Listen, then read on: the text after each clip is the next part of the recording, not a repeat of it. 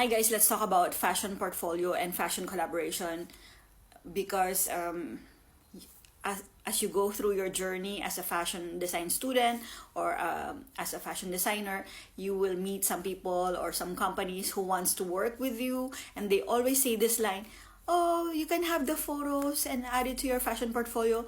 Then time goes by, you don't know where the photos are, you never use them, and meanwhile they got your designs or your contributions, and in the end you didn't get anything. By the way, this is what they call the pool marinier. Yeah, it has something like this. It's quite popular in France. I see this a lot. Someone mentioned they like it. It's CNA. I bought it like one size bigger just so I look skinny. I don't know, me and my friend in Shanghai, we used to do like this. We used to buy really large clothes so that, oh yeah, I lost weight. But actually it's one or two sizes bigger. But anyway, okay, going off topic. So first and foremost, I want you to open an online shop, what am I saying, online portfolio site. So it should be, I don't know, Coroflot, Behance.net, a number of things.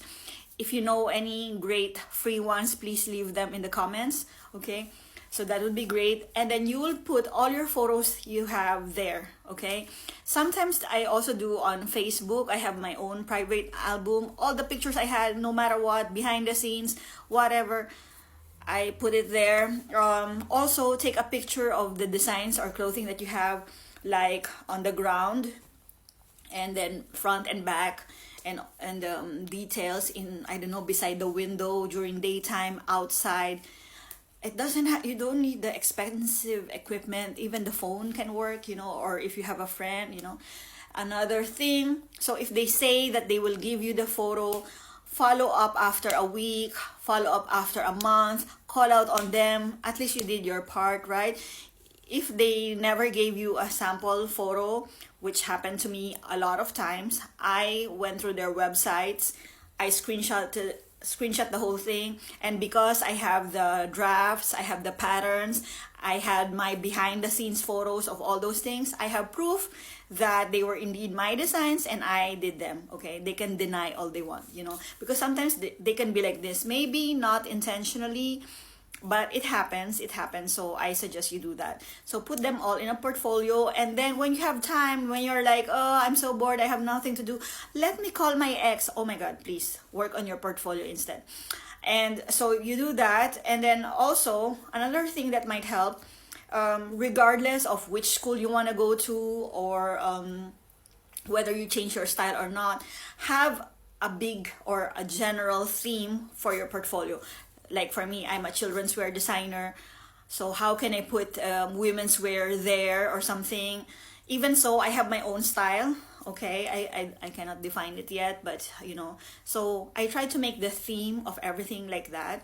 By the way, as we say it in fashion school, your portfolio is not your fashion history. I mean, you only place your best designs. So over time, look at your portfolio and see, do these designs still represent mine? So if it not anymore, I would still keep those pages and put it in another portfolio. So that's my like fashion history design, because sometimes, even though it's not your style anymore, sometimes when you apply for a work or there's a certain project, those designs might actually work for that client. So still keep them. And by the way, believe me, you will never find the time to redo everything again. So whatever you have now, print them nicely in photo paper, okay? Not the regular paper, because those fade, okay? Photo paper, print them, and preferably A3 size, and then, have it done. If you want to redo it, okay, sure, save them in a USB and redo it when you have time. But believe me, more than 15 years now as a fashion designer, I never had the time to redo anything. So I keep everything as it is. And what else? Imagine you will meet your favorite designer. For me, I have a number of favorite designers. Let's say I would meet Dries Van Noten. Okay, he's my favorite designer. Can I show him my portfolio? I mean, would I be embarrassed? First of all, the casing, I would not show him, I don't know, an A4 size portfolio, I'll be like, Reese will be like, are you kidding me? I would like to show him like a grand format with a leather case, or maybe not leather, just just clean and proper. So imagine that situation. So regardless of which company or which school that you would go to, it has to be the portfolio that you're proud of, the portfolio that you could say, yes, this is my work, this is my design, I put some time on it, I had some effort. Anyway, hope this helps. By the way, I do teach online via Super Prof.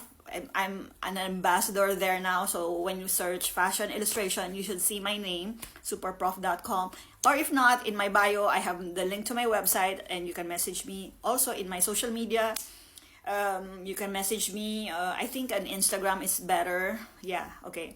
And anyway, hope this helps. Au revoir.